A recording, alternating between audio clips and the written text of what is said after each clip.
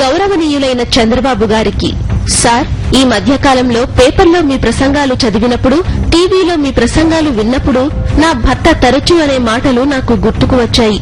ఈ రోజు రాజకీయాల్లో విలువలు లేని పరిస్థితి చూస్తున్నాము అని. అదెంత నిజమో ఇప్పుడు తెలుస్తోంది. మీరు మీ ఎంపీలను చిదంబరం దగ్గరికి పంపి నా భర్తకు రావాల్సిన బెయిల్ను అడ్డుకున్నారు.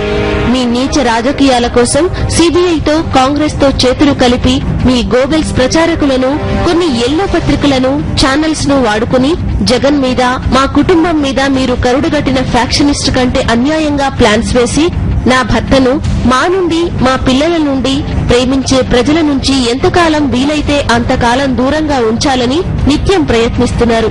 నా భర్తను జైలు లోపల ఉంచి ఆయన మీద ఎన్ని అబద్దాలు వీలైతే అన్ని అబద్దాలు మీరు, మీ గోబెల్స్ ప్రచారకులు, మీ ఎల్లో గ్యాంగ్ కలిపి ప్రచారం చేయాలనుకుంటున్నారు. ఒక మనిషి ఎదుట లేనప్పుడు ఆ మనిషి గురించి తప్పుగా మాట్లాడడం కుసంస్కారం అని మాకు తెలిసినా, మాకు నేర్పిన విలువలు సార్. మరి మీరు నిజాలు కాదు, ఆ మనిషి లేనప్పుడు ఏకంగా అబద్దాలే ప్రచారం చేస్తున్నారు. అది మీ స్థాయికి, మీ వయస్సుకు తగదు సార్. మిమ్మల్ని ఎందరో ప్రజలు గమనిస్తున్నారు. మీ నుంచి భావితరాలు ఎన్నో నేర్చుకోవాలి.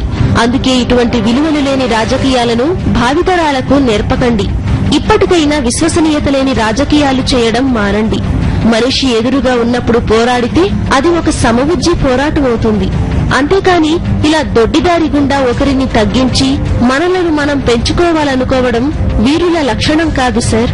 అది నా దృష్టిలో పిరికివారు, నయవంచకులు, వెన్నుపోటుదారులు వాడే మార్గం సార్. సార్, ఈ రోజు మీరు నా భర్త స్థాపించిన వ్యాపారాల గురించి మాట్లాడుతున్నారు.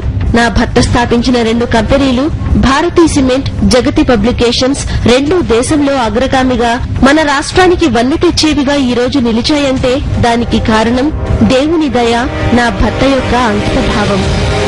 ఈ రోజు ఆ 2 కంపెనీల ఆధారంగా 30,000 పైచిలుకు కుటుంబాలు బతుకుతున్నాయి. మీకు జగన్ మీద, మా మామగారి మీద ఉండే కక్షపూరితమైన మనస్సుతో ఈ 30,000 కుటుంబాలకు అన్యాయం చేసే నీచ రాజకీయాలు మానండి.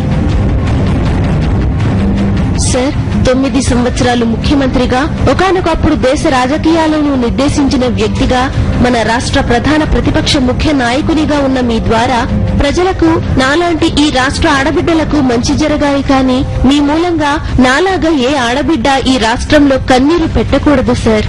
నాలాంటి ఆడబిడ్డల కన్నీరు మీకు మంచిది కాదు, మన రాష్ట్రానికి అంతకన్నా మంచిది కాదని చెబుతూ, వయస్సులోనూ అనుభవంలోనూ మీకంటే చిన్నదాన్ని అయిన నేను రాయడం తప్పుగా భావిస్తే క్షమించమని కోరుతూ, విలువలు గల రాజకీయాల కోసం నా భర్త నిలబడినట్లుగా మీరు కూడా నిలబడాలని మనస్ఫూర్తిగా ఆశిస్తూ సెలవు తీసుకుంటున్నాను.